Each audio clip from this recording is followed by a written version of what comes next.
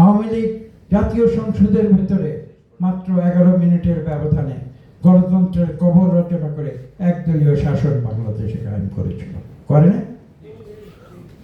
আর শহীদ president Zia Rahman কি করেছে? তারা বলে যে ক্যান্টনমেন্টের ভিতরে বিএনপির জন্ম হয়েছিল, ক্যান্টনমেন্টের ভিতরেরই তো মানুষ হয়েছিল শহীদ প্রেসিডেন্ট জিয়া রহমান। তিনি তো একজন মেজর ছিলেন। তাদের সমস্যা হলো তারা যখন দেখতে পেয়েছিল একজন অখ্যাত মেজর বিশ্বের বুকে একজন বিখ্যাত মেজর হয়ে গিয়েছে, তখন তারা সেটা সহ্য করতে পারে।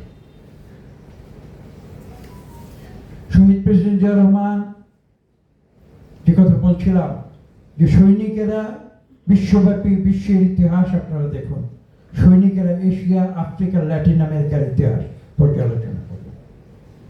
সৈনিকেরা গণতন্ত্রকে উৎখাত করে সেখানে সামরিক শাসন কায়েম করে। শহীদ প্রেসিডেন্ট জিয়া রহমান একদলীয় শাসন উৎখাত করে তিনি বহুদলীয় গণতন্ত্র বাংলাদেশের কোটি কোটি মানুষের হাতে ফিরিয়ে দিয়েছিলেন। এইখানেই তার ঔদার্য, এইখানেই তার মহত্ব। এই কারণেই কিন্তু আমরা বলি যে শহীদ প্রেসিডেন্ট জিয়া রহমান একজন সৈনিক থেকে একজন রাষ্ট্রনায়কে নিজেকে পরিণত করেছিলেন। সেই ঔদার্য তার ছিল, সেই রাষ্ট্রীয় দৃষ্টিভঙ্গি তার ছিল, সেই রাষ্ট্রীয় চেতনা তার ছিল, জাতীয়তাবাদের চেতনা ছিল।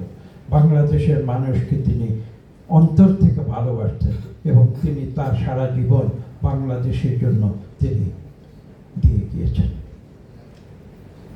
বক্তব্য দীর্ঘ করব না, আমি যেহেতু আমাকে চলে যেতে হবে, আমি নিজের লেখা একটি কবিতা দিয়ে এখন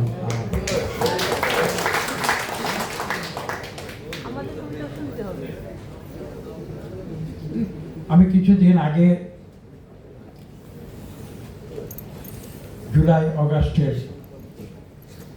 যে বিপ্লব, সেই বিপ্লবের আগে আমি, আপনারা হয়তো অনেকে জানেন, আমি আমাদের তৎকালীন বিরোধী দলীয় নেতা কর্মী যারা নিহত হয়েছে, যারা গুম হয়েছে, যারা আহত হয়েছে, তাদের অনেকের বাড়ি বাড়ি আমি গিয়েছি এবং সেখানে